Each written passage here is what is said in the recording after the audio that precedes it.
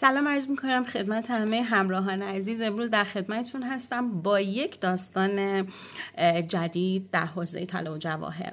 امروز میخوام در مورد یک طراح صحبت بکنم، طراحی که عملاً متحول کننده طراحی طلا و جواهر در دهه 70، یعنی دهه ظهور پاپ آرت، فمینیست و تغییرات بسیار گسترده در فرهنگ جهان بود. نام این طراح آلدو سیپولو هست که در سال 1935 در ناپل ایتالیا متولد شد و بدیهیه که در خانواده فرهنگی، خانواده‌ای که اهل هنر و خلاقیت بودند بزرگ شد. در ابتدا تحصیلاتی در زمینه هنر داشت و با مفاهیم اولیه جواهرسازی آشنا شد. بعد برای ادامه تحصیلاتش به میلان که مرکز مهم طراحی جواهرات جهان هست نقل مکان کرد. بعد از گذراندن دوره طراحی در میلان، سیپولو به پاریس اومد، به پاریس که پایتخت مد و طراحی جهان بود و از همون سنین کم با در واقع برندهای مختلف طلا و جواهر همکاری‌های گسترده‌ای داشت. آلدو سیپولو با تیفانی و ون کلیف هم پروژه هایی داشت تا اینکه با یکی از بزرگترین برندهای طلا و جواهر یعنی کارتیه آشنا شد. با ورود به در واقع برند کارتیه، با ورود آلدو به برند کارتیه تغییرات اساسی در کارهای خودش داد. حالا میریم سراغ اولین کالکشنی که میخوایم در موردش صحبت بکنیم. کالکشن بسیار معروف کارتیه با عنوان لاو کارتیه. نمیدونم در مورد کالکشن لاو کارتیه چی شنیدید، ولی میتونم بهتون نشون بدم. هر جا طرح‌هایی دیدید که به این صورت روشون رد یه دونه پیچ بود، در واقع میبینید اینها از کالکشن لاو کارتیه هستن. این کالکشن چطور پدید اومد عرض خواهم کرد خدمتتون. در ابتدا در سال 1969 اواخر در واقع دهه 60 و اوایل دهه 70 در واقع دستبند مدرن کارتیه با عنوان کارتیه لاو در واقع عرضم به حضورتون که طراحی شد. این دستبند مانند ساعت سانتوس کارتیه قرار بود که پیچ‌هاش مشخص باشه. ساعت سانتوس کارتیه رو بعداً براتون استوری خواهم کرد. دور تا دورش رد پیچ‌هایی در واقع با شکل سنگ که نه حقیقتاً سنگ الماس بود داره. قرار بر این شد که این دستبند هم اون فرم رو داشته باشه. شکل‌های اولیه دستبند کارتیه، اول اینو بهتون بگم که دستبندهایی که این شکلی هستن شبیه علنگو هستن، به صورت خشک و ثابت، به اینا میگن بنگل های ابتدایی کارتیه این شکلی نبودن که در واقع بخواد یه دونه قفل اینجوری داشته باشه. یه قفل عجیب و جالبی داشت که فقط توسط یه پیچ گوشتی کوچک تزئینی باز میشد. و چرا بهش گفتن کالکشن لاو؟ هدف این بودش که این دستبند رو معشوقی به دست معشوق دیگش بکنه، قفلش بکنه و عرضم به حضورتون که کلید، من درگیریم رو تموم بکنم خوب میشه کلید رو دست معشوق بده و کلید که در واقع همون پیچگوشتی کوچک، ببخشید من قهوه سازم تصمیم گرفت اینجا خمیازه بکشه، عذر میخوام اگه صداشو شنیدید کلید دستبند در واقع به صورت گردن‌آویزی به گردن معشوق یا عاشق بود. در مورد کالکشن کارتیه لاو قصه های بسیار زیادی هست. مثلا من تو خیلی از سایت‌های ایرانی دیدم که این دستبندها که فقط با یه دونه کلید با همون پیچ گوشتی باز میشد در واقع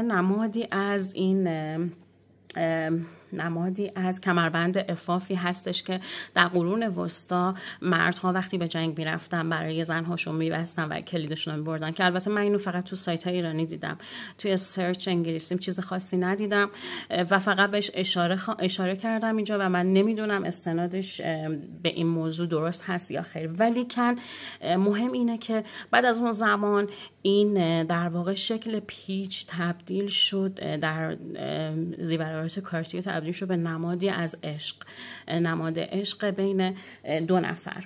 عرضم به حضورتون که این طرح به همین سادگی رد یک پیچ در واقع علاوه بر اینکه صنعت طراحی طلا و جواهر رو به طور کلی تغییر داد، باعث شد که مفاهیم، فلسفه و زیبایی شناسی عمیقاً در طراحی طلا و جواهر رسوخ بکنه. این دستبند در واقع کارتیه لاو در زمان ظهورش بین بسیاری از سلبریتی ها در واقع مرسوم بوده. حتی کارتیه به صورت جفت این دستبند ها رو، اون دستبند ورژن اصلی رو هم که با پیچ گوشتی باز میشه براتون استوری خواهم کرد، توی هایلایت کارتیه خواهید دید. توی در واقع ابتدای طراحی کار به صورت جفت اینا رو در اختیار خیلی از هنرپیشه‌ها، خیلی از پرنسس ها قرار داد که دست میکردن. فکر میکنم که نه یادم نمیاد دقیقاً چه اشخاصی و براتون خواهم گفت. بعد از طراحی کارتیه لاو سری دیگر طراحی خاصی که آلدو سیپولو داشت که اون هم منجر به در واقع تغییرات اساسی در طراحی طلا و جواهر شد، سری کارتیه میخ، کارتیه نیل بود. کارتیه میخ، نمیدونم این رو درست میتونم براتون نمایش بدم یا نه. شکل بسیار ساده یک میخ به صورت انگشتر، ببینید که این اطرافش میتونه ضربه خورده باشه یا میتونه الماس داشته باشه و بنگل های کارتیه میخ. عرضم به حضورتون که اینها از مجموعه ای اومدن با شعار یا عنوان Just un clue، فقط یک میخ، که این در واقع اشاره داره به جواهرات نمادین خانه مد لوکس کارتیه که ابتدا عرضم به حضورتون بنگلش اومد، بعد به مرور زمان انگشترش، گردن آویزش و دکمه سردستهاش. عرضم به حضورتون که این هم جزو طرح‌های نمادینی بود که الهام گرفته شده از مفاهیم فلسفی و مفاهیم حتی عرفانی بود. آوردن که یعنی توی منابع ذکر شده که توی اون زمان دهه 70 که به سرعت هنجارها در حال تغییر بود، آلدو سیپولو میخواست یه چیزی طراحی کنه که نماد عشق و فداکاری در عشق باشه. برای همه یه میخ پیدا کرد و از روی میخ طراحی انجام داد. چرا میخ؟ در فرهنگ مسیحیت میخ‌ها نشان دهنده فداکاری هستند، چرا که میخ عنصری بود که توسط اون مسیح مصلوب شد.